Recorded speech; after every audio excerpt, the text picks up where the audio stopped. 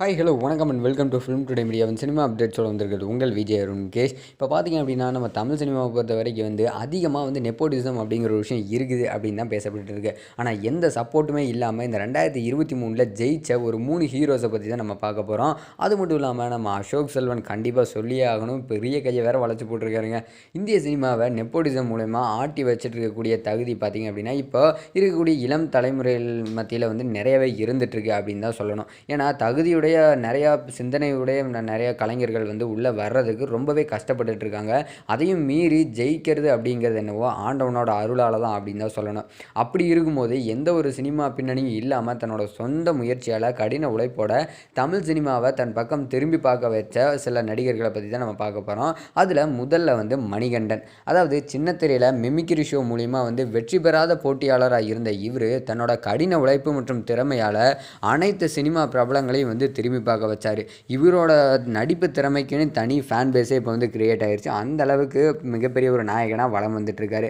அது மட்டும் இல்லாமல் இவர் நடித்த படங்கள்னு பார்க்கும்போது India Pakistan, Jai Bhim, Vikram Vedha, good night போன்ற படங்களில் தன்னோட சிறந்த நடிப்பை வெளிப்படுத்தி அவரோட அடுத்த படமான அறிமுக இயக்குனர் பிரபு ராம் இயக்கத்தில் பார்த்தீங்க அப்படின்னா லவ்வர் அப்படிங்கிற படத்துலையும் நடிச்சிட்ருக்காருங்க. இப்படி தொடர்ந்து அடுத்தடுத்த படங்களில் கமிட் ஆகிட்டு வந்துட்டுருக்காரு.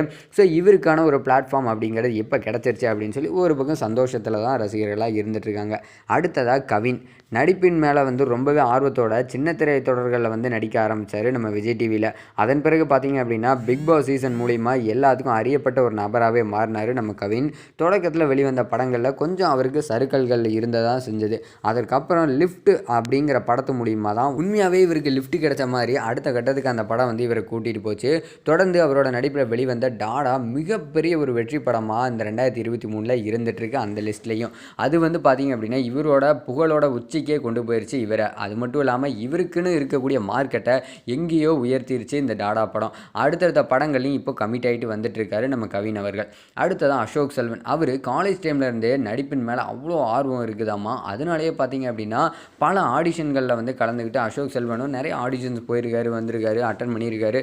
பட் ஆனால் ஒரு சில ஆடிஷன்ஸில் பெருசாக அவருக்கான ரெஸ்பான்ஸே இல்லையாமா. அதற்கு அப்புறம் தான் பார்த்தீங்கன்னா அவருக்கு ஒரு பெரிய வாய்ப்பு கிடச்சிருக்கு. அந்த படம் தான் சூதுகவும்.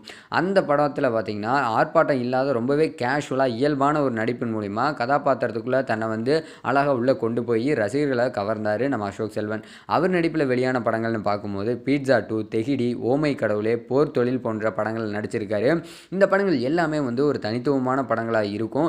அது மட்டும் இல்லாமல் இவர் ரொம்பவே கேஷுவலான நடிப்பை வெளிப்படுத்தியிருப்பார். சமீபத்தில் பாரஞ்சித் இயக்கத்தில் தன்னோட நடித்த தயாரிப்பாளர் மற்றும் நடிகர் அருண் பாண்டியனோட மகளான கீர்த்தி பாண்டியனை தான் காதலிச்சு பெற்றோர்கள் சம்மதத்தோடையும் நம்ம அசோக் செல்வன் திருமணமும் பண்ணிக்கிட்டாரு.